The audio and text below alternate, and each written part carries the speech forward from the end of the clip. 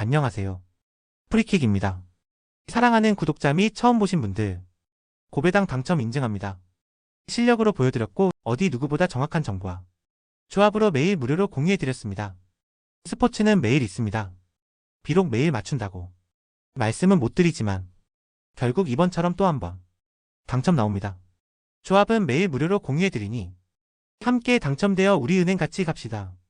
홈팀 루마니아 포메이션은 4-3-3이며 비를리에아는 박스 안에서의 위치 선정과 컷백 마무리 능력이 뛰어난 중심 골키터고, 미하일라는 측면에서의 속도감 있는 침투와 하프스페이스로의 전환이 자연스럽고 골문 앞에서의 집중력도 뛰어나고, 마리는 중원에서 전개 방향을 조율하며 페널티 박스 주변의 패스 선택에서 높은 정교함을 보여주는 자원이며, 전체적으로는 마린과 올라르의 조합을 통해 공격 전개가 매끄럽게 이어지며 윙어들과 중앙 스트라이커의 삼각구도가 자연스럽게 형성된다. 원정팀 키프러스 포메이션은 4-4-2이며 소타리우는 제공권에서는 강점을 보이나 발밑 연결이 매끄럽지 못한 편이며, 로이주는 볼 간수 능력은 있으나 활동 반경이 제한적이며 역습 속도에서도 다소 느린 움직임을 보인다. 아르티마타스는 수비형 미드필더로 중원 압박에 강하지만 볼 배급 측면에서는 단조로운 선택이 반복되고 있고, 특히 수비 라인이 하프스페이스 침투와 컷백 상황에 반복적으로 노출되며 파이널 서드에서의 집중력 유지가 어렵다. 루마니아는 하프스페이스 침투와 컷백 마무리라는 구조적 강점을 살려 경기를 풀어갈 전망이며, 키프러스는 대응 속도와 조직력 모두에서 열세를 드러내며 수비 라인의 압박 유지가 어려운 상태고, 루마니아 승리 흐름이 가장 현실적이고 타당한 선택이 될 수 있다. 홈팀 세르비아 포메이션은 3-4-1-2이며 블라우비치는 박스 안에서의 위치 선정과 제공권 모두에서 위협적인 중심 골잡이고, 미트로비치는 포스트 플레이와 세컨볼 대응에서 강점이 있으며 전방에서의 볼 간수와 연계도 능하며, 사마르지치는 이선에서의 전개 템포 조절과 공간 침투 타이밍을 정교하게 운영할 수 있는 플레이메이커 역할을 수행한다. 세르비아는 볼 점유를 통해 공격 템포를 주도하며 상대 수비를 넓게 벌리는 전개 방식으로 박스 근처에서 다양한 슈팅 찬스를 창출하는 데 능하며, 원정팀 안도라 포메이션은 5-4-1이며 로드리고 타피아는 전방에서 혼자 고립되는 경우가 많고 실질적인 마무리 능력은 부족하며, 베이스는 수비적 위치 선정은 나쁘지 않지만 속도에서 밀리는 장면이 잦고, 루비오는 중원에서 압박 저항이 약해 볼 탈취를 쉽게 허용하는 편이며, 팀 전체적으로 수비 블록을 낮게 유지한 상태에서 버티는 데 초점을 맞추지만 라인 간격 유지가 길어질수록 압박 회피 능력이 떨어진다. 전방 연결이 매끄럽지 않아 역습 위협도 크지 않으며 대부분의 시간 수비에 치중할 가능성이 높다. 세르비아는 압도적인 전력과 박스 앞 전개 구조를 바탕으로 꾸준한 득점 기회를 만들 수 있다. 안도라는 수비적인 대응을 유지하겠지만 라인 간격 문제와 전방 전개 부재로 인해 수세에 몰릴 가능성이 높고, 세르비아 승리를 기반으로 한 배팅 전략이 합리적 선택이 될 수 있다. 홈팀 라트비아 포메이션은 3-5-1-1이며 레그자는 수비형 미드필더로 압박 시 출발점을 담당하지만 전환 속도는 느린 편이며, 베이프는 측면에서 적극적으로 전진하지만 수비 시 커버 범위가 좁아 공간 노출이 자주 발생하고, 젤렌코프는 박스 투 박스 움직임은 활발하나 판단력에서 기복을 보인다. 전체적으로 라트비아는 전방 압박 강도가 매우 높으며 이를 통해 상대를 압도하려는 경향이 있으나 수비 라인을 지나치게 끌어올리면서 넓어진 수비 뒷공간을 자주 노출시키는 전술적 허점을 안고 있고, 원정팀 알바니아 포메이션은 3-4-1-2이며 브로야는 빠른 속도를 기반으로 한 침투 움직임에 특화된 자원으로 카운터 어택 상황에서 위협적이며, 마나이는 이선에서의 연계 능력이 뛰어나며 속공 시 침투 타이밍을 정교하게 맞춰주는 능력이 강점이며, 아슬라니는 중원에서 탈압박과 방향 전환이 매끄러우며 롱패스를 통한 전방 전개에서 높은 정확도를 보인다. 알바니아는 하프라인 근처에서 수비를 블록한 뒤 탈압박 이후 전방으로 빠르게 전개의 속도전을 유도하는 흐름에 능하다. 라트비아는 전방 압박 이후 수비 뒷공간에 대한 대응력이 떨어지며 반복적인 위기를 맞을 수 있고, 알바니아는 브루야를 중심으로 한 속공 전술로 상대 수비의 간극을 노릴 수 있는 팀이며, 알바니아 승리 흐름과 오버 방향 모두 전략적으로 유효한 선택이 될 수 있다. 홈팀 네덜란드 포메이션은 4-3-3이며 데파이는 전방에서 마무리 능력과 연계 모두를 책임지는 핵심 자원이며, 각포는 왼쪽 측면에서 1대1 돌파와 컷인 슈팅을 통해 위협적인 공격 흐름을 자주 만들어낸다. 그라벤베르흐는 중원에서 전진 패스와 공수 전환 속도 모두의 강점을 보이며 전체적인 템포를 조율한다. 라인 간격 유지와 높은 점유율을 바탕으로 전술적으로 안정감 있는 운영을 지속하고 있고, 수비 상황에서도 후방 빌드업이 깔끔하며 볼 탈취 이후의 역습 전환이 매우 빠르다.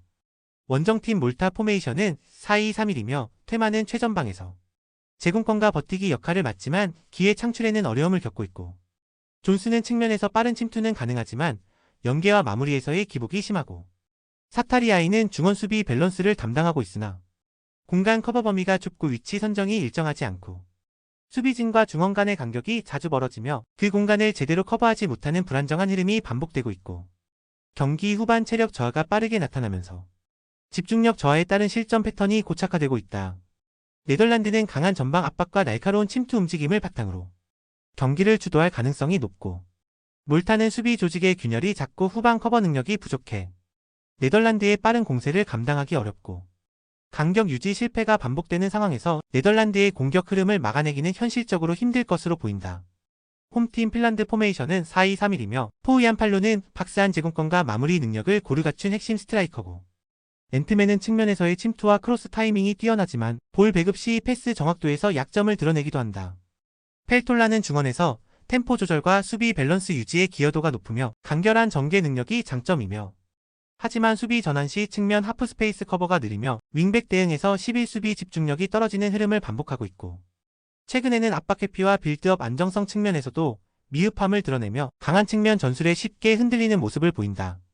원정팀 폴란드 포메이션은 3-5-2이며 피용테크는 침투 타이밍과 골 결정력에서 확실한 위협이 되는 자원이며, 스비데르스키는 박스 근처에서의 연계와 공간 창출 능력에 능하며 윙백과의 유기적 패턴 플레이가 강점이며, 모데르는 중원에서 박스투박스 스타일로 공격 전개와 수비 커버를 모두 수행하며 팀 전환 속도의 기여도가 높고, 특히 좌측 윙백 프랑콥스키와의 측면 콤비네이션은 매우 위협적이며 짧은 원투 패스를 통해 하프 스페이스를 집중 공략하는 패턴을 자주 구사한다. 이러한 공격 루트는 측면 공간에 약점을 가진 팀에게 매우 치명적이며 전술 응집력이 약한 상대에게는 득점 기회로 직결된다. 폴란드는 강력한 측면 전개와 빠른 침투 플레이로 경기의 흐름을 주도할 준비가 되어 있고, 핀란드는 측면 수비 간격 붕괴와 하프 스페이스 커버 실패가 반복되고 있어 전술적으로 불리한 매치업이 예상된다. 전술 구조상의 약점이 뚜렷한 경기이기에 폴란드의 공격 패턴이 경기의 승부를 갈라놓을 가능성이 높다. 홈팀 산마리노 포메이션은 4-3-3이며 라자리는 수비 전환 속도는 빠르지만 제공권과 대인 방어에 취약한 측면이 있고, 골리누키는 중원에서 활동량은 많지만 템포 조절과 패스 정확도가 낮고 전진 전개에서 기여도가 떨어진다. 자노니는 측면에서 수비 가담이 많지만 순간 속도와 1대1 대인 방어 시 위치 선정에 불안정한 모습을 보이고 있고, 전술적으로 전체 라인이 깊게 내려앉으며 볼을 가진 이후에도 적극적인 전환보다는 롱볼 의존도가 매우 높은 흐름을 반복한다. 특히 측면과 중앙 수비 간격이 쉽게 벌어지며 후반으로 갈수록 집중력 저하에 따른 공간 노출이 작고, 원정팀 오스트리아 포메이션은 4-2-3-1이며 그레고리치는 전방에서 제공권과 연계 능력이 뛰어난 스트라이커고, 바움가르트너는 오른쪽 측면에서의 활동량이 많고 전개 과정에서의 짧은 패스 조합이 정교한 자원이며, 사비체르는 좌측에 배치되어 아이솔레이션 전술의 핵심으로 활용되며 1대1 개인기 돌파 이후 박스한 진입 능력이 매우 위협적이며, 오스트리아는 오른쪽 측면으로 공격을 집중시킨 후 상대 수비를 유도한 뒤 반대쪽 공간으로 전환하는 전술을 정교하게 실행한다. 사비체르를 중심으로 한 단독 매치업 상황을 적극적으로 연출하며 컷백 및 중거리 슈팅 기회를 자주 만들어낸다. 오스트리아는 정교한 측면 유도, 전개와 사비체르의 아이솔레이션 전략을 통해 경기를 압도할 수 있는 구조를 갖추고 있고, 산마리노는 측면과 중앙의 간격 유지 실패와 수비 조직력 미흡으로 실점 위험이 크게 확대될 수 있는 경기고, 공간 활용 전술의 정교함에서 명확한 우위를 보이는 오스트리아가 주도권을 쥘 가능성이 높다. 홈팀 볼리비아 포메이션은 4-3-3이며 알가라냐스는 공격 시 공간 침투보다는 롱볼 낙하점에 위치해주는 움직임이 강점인 자원이며, 미겔리토는 중원에서 활동량과 수비 커버 능력은 좋으나 공격 전개 속도는 다소 떨어지는 편이며, 롭슨 마테우스는 간헐적인 전진 드리블과 킥 능력이 있으나 전반적으로 수비적인 위치에서 머무는 빈도가 높고, 팀 전체적으로 라인을 많이 내리고 중앙 수비형 블록을 형성하는 형태이며 압박보다는 2차 저지 위주로 움직인다. 홈 경기임에도 라인 전진이 크지 않으며 빠른 역습보다는 안정적인 공 소유를 택하는 경우가 많다.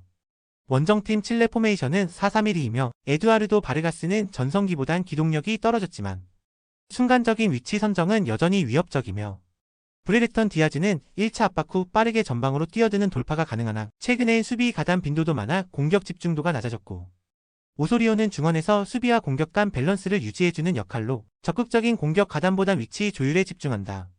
전체적으로 낮은 수비 라인을 유지하면서 상대 실수를 유도한 뒤 빠른 전환을 시도하는 전형적인 수비 지향 전술이 특징이며 최근 경기에서도 라인 전진 없이 침착하게 수비를 굳히며 전체적인 공격 템포를 늦추는 방향으로 경기를 풀고 있다. 양팀 모두 득점보다 실점 방지를 중심에 둔 전술 구성을 가져가고 있어 전반적으로 루즈한 흐름이 형성될 전망이며 라인 전진보단 수비 블록 중심의 대응이 많아지며 득점 기회도 제한적으로만 나올 가능성이 높고 결국 박스 근처 접근조차 쉽지 않은 구도로 무득점 혹은 1대1 팍빙 무승부 시나리오를 고려할 수 있다.